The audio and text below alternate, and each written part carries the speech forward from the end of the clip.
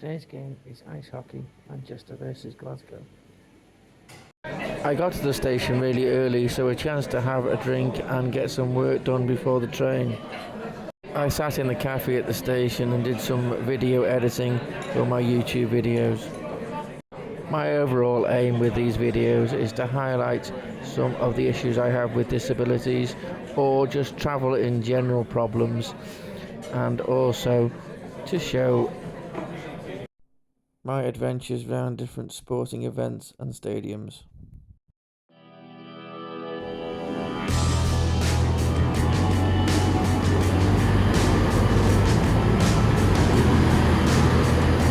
As I've mentioned on previous videos, when on the train I do my games been to list, as it's the best way of killing time on the train when you don't have Wi-Fi or a good signal.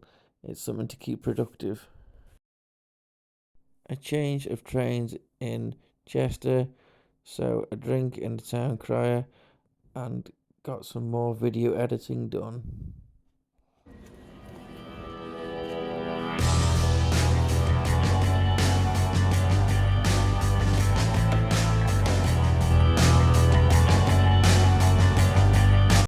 I arrived at Altrincham in good time. I went to the railway for a drink and managed to finish my video editing. While I was in the pub, I also took the time to purchase the video stream. The reason why I did this is because I wanted to listen to the commentary of the ice hockey whilst being there. As you can imagine, football's bad enough, but ice hockey is really difficult to see with my eyesight problems. If you haven't heard before, I have aniridia nystagmus, which I'll explain more as we go on through the videos if you haven't heard before. But anyway, so I went to buy the video, the streaming. It's quite expensive, £16. Now, I paid a concession price. I managed to find on the website they offer concession price for a ticket for disabled, but I decided to also buy the stream. Now, this was £16, which is quite high price, but it is very useful for myself. So what I also did was I also sent them an email, which obviously is probably no good for this particular game, but for games I do go to in the future, I do go watch Manchester Storm on a not, I wouldn't say a fairly regular basis, but certainly a few times a season. So it might be useful for next time I go. And I asked them, do they do any audio description service? And I'm hoping that if they say no, they might offer me a link to the stream for free next time. Possibly even, if I'm lucky, I might get a refund on this one as well. But we'll have to revisit that, and I'll keep you up to date on how I got on with that if and when I get a reply. So, time to walk to the ground. As you can see by this short film here, it is a terrible walk to the ground once you get over the railway station. It is pretty nasty. The car park is almost constantly flooded with water, and the only way round is pretty slimy and horrible. Not the greatest of walks across that car park to the ground. Not a great walk particularly, as say for somebody who's partially sighted. It's not too bright and lit up though, so that's not too bad. It was quite fairly comfortable for my eyes. It wasn't too bright and wasn't too dark.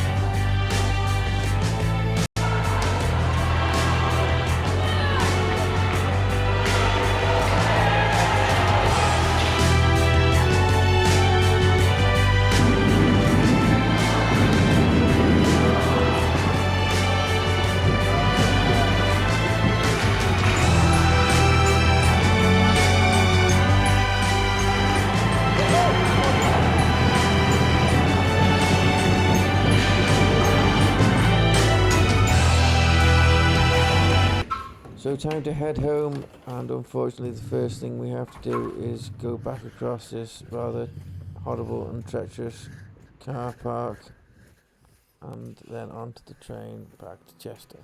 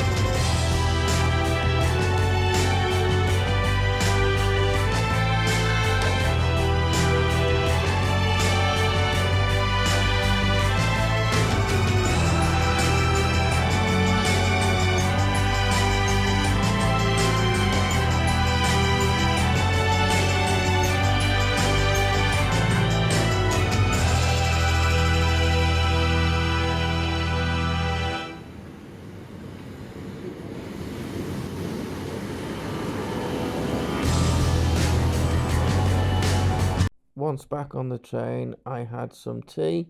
I brought with me a large pork pie. Bringing food with you obviously does reduce the cost of the trips.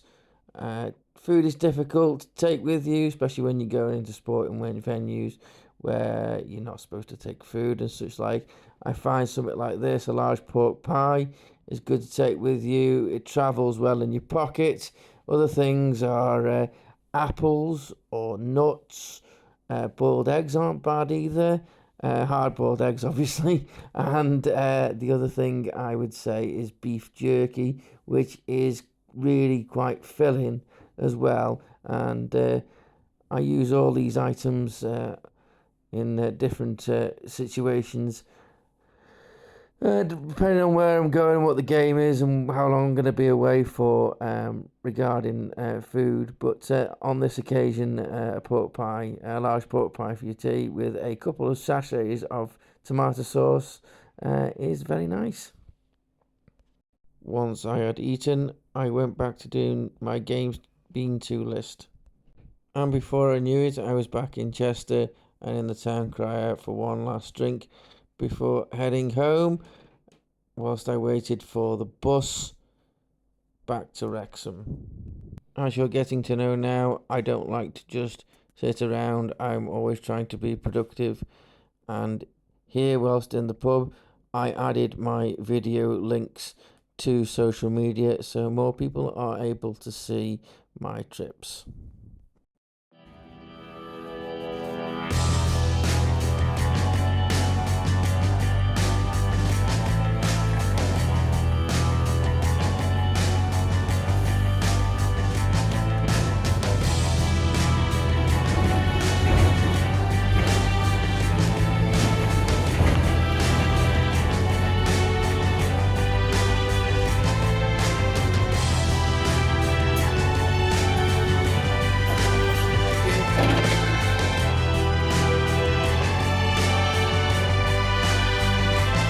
So that's the end of the trip.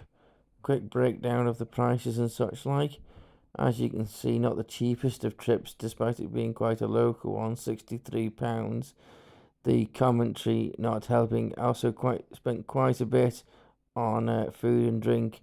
This is mainly because we're at the stage of the year now where it's really cold outside, and so between trains, trying to stay warm in pubs, obviously you've got to buy a drink. I suppose I could reduce it by maybe buying cheaper drinks, but it is a issue around this time of year.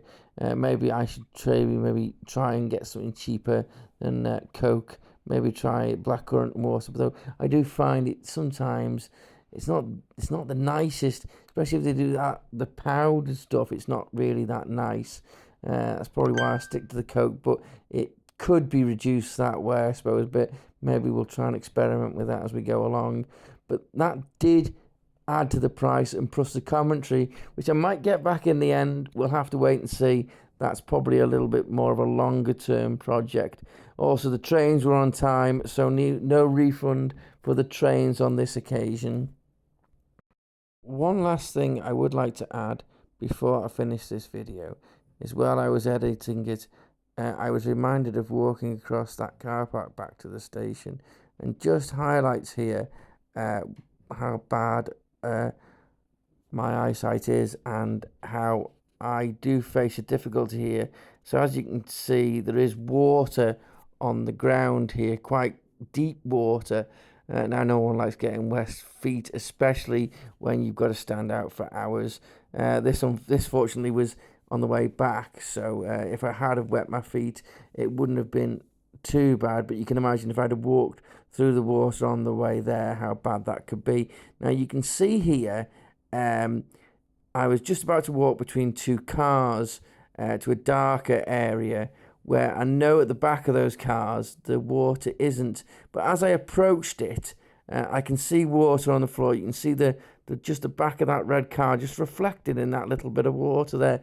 But if you look between the cars, the shadow between the two cars highlights that it looks like there's water there as well to my eyesight. Now, obviously, you might be able to tell differently, but even on the picture, it does look like there's water there. And I couldn't be sure, so I am walking up to that. If you so wish to rewind the video, you'll see that as I approach it, I kind of hesitate. And just sort of stick my foot out really and just sort of tentatively listen for the sound of splashing water on my foot. I am totally dependent there on the sounds around me to detect whether I would get a wet foot or not. And it's still a little bit unsure because I'm not too sure how far that puddle reaches, if there is one between the cars. Fortunately, there wasn't one, and my foot landed on solid ground, and I was able to pass between those two cars onto where I knew there was dry land, and continue on to the station. So I was able to get through without getting wet feet. But it does show you just how vulnerable my eyesight can make me at times, and stuff like just having wet feet like that when it could be avoided is something which is pretty impossible for me to avoid. And how I try and negotiate that by listening out for the sounds of water, by sort of just flicking my foot out and trying to flick water that isn't actually there to hear it or not. So that's it for this adventure. Luckily, this game was postponed. I had thought about going to it on the same night as the ice hockey, but decided against it with the bad weather that was coming in for the weekend. I was a bit worried I wouldn't be able to get back for the Wrexham game, which will be the next video available after this one. So I'm glad I didn't go up to that one, and I dodged a bullet there, and I had a good night at the ice hockey.